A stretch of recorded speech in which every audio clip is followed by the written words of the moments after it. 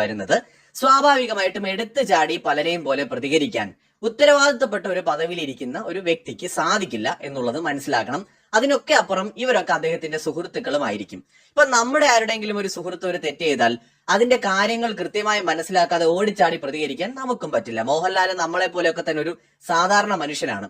വർഷങ്ങളായിട്ട് അദ്ദേഹവുമായിട്ട് സൗഹൃദമുള്ളവരാണ് ഈ പറഞ്ഞ ഇന്ന് ആരോപണങ്ങൾ നേരിടുന്ന നടന്മാരും. ഇത് ആരോപണങ്ങൾ മാത്രമാണ്. ഇവിടെ കുറെ പേര് കടന്ന് ഭയങ്കരമായിട്ട് ബഹളം ഉണ്ടാക്കുന്നുണ്ട്. അത് പറയൂ ഇത് പറയൂ, എന്തിനാണെന്ന് എനിക്ക് മനസ്സിലാവുന്നില്ല. അതായത് വർഷങ്ങൾക്ക് മുമ്പ് നടന്ന കുറെ കാര്യങ്ങൾ ഇന്ന് പലരും ആരോപിക്കുകയാണ്. എന്നെ അന്ന് അങ്ങനെ ചെയ്തു, എന്നോട് ഇങ്ങനെ പറഞ്ഞു എന്ന് ആരോപിക്കുകയാണ്. ഇപ്പൊ ആരെങ്കിലും ഒക്കെ കേസ് കൊടുത്തിട്ടുണ്ടാവണം. കേസ് കൊടുത്തു എന്ന് പറഞ്ഞോ, ഒരാൾ വന്ന് ഒരു ആരോപണം ഉന്നയിച്ചു എന്ന് പറഞ്ഞോ ഒരിക്കലും ഒരാൾ കുറ്റക്കാരനാവുന്നില്ല.